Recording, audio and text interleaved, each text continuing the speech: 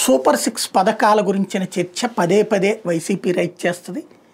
చంద్రబాబు గారికి తెలియదా సూపర్ 6 అమలు అసాధ్యమని? కానీ ప్రజలకు చెప్పారు కదా. వెంటనే మరి ప్రజలు ఎలా నమ్మారు? అది నమ్ముతూనే ఉన్నారు. ఇంతకుముందు సంపూర్ణ రైతు రుణమాఫీ, డ్వాక్రా రుణమాఫీ సాధ్యం, 80,000 కోట్లు నేనెందుకు సంపాదించలేను, అసలు సంపద సృష్టి అంటే నన్ను చూసి తెలుసుకోండి, ఒకప్పుడు హైదరాబాద్ను సృష్టించింది నేనే కదా అని 2014 ఎన్నికలకు ముందు చెప్పారు కదా. నమ్మారు కదా. జరిగిందా డ్వాక్రా రుణమాఫీ?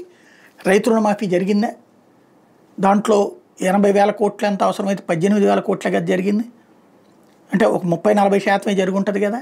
అది కూడా పరిమితమే కదా. అయినా కూడా నమ్మారు కదా ఈ దఫా. పవన్ కళ్యాణ్ని చూసి నమ్మారు.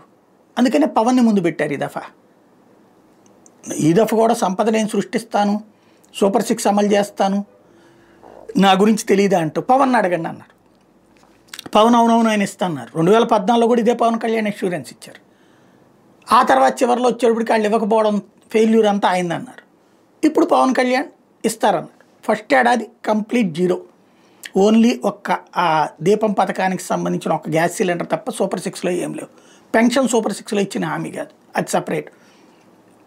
అలాగే ఇప్పుడు ఈ ఏడాది తల్లికి వందనం, అట్లాగే రైతులకి ఇస్తానంటున్నప్పుడు 2, మిగతా 3 బొత్స, నిరుద్యోగ భృత, ప్రతి మహిళకి డబ్బుల. ఇప్పట్లో ఎవరని ఆయనకి తెలుసు. అందుకని జనం ఎలా ఆలోచించాలని చెప్తున్నారంటే, ఇచ్చిన పెన్షనే అన్నిటికంటే ఎక్కువ అని ఫీల్ అవ్వండి, ఇవ్వబోయేటటువంటి తల్లికి వందనమే అన్నిటికంటే ఎక్కువ అని ఫీల్ అవ్వండి అన్నటువంటి విధంగానే ప్రజల్ని మోటివేట్ చేస్తున్నారు.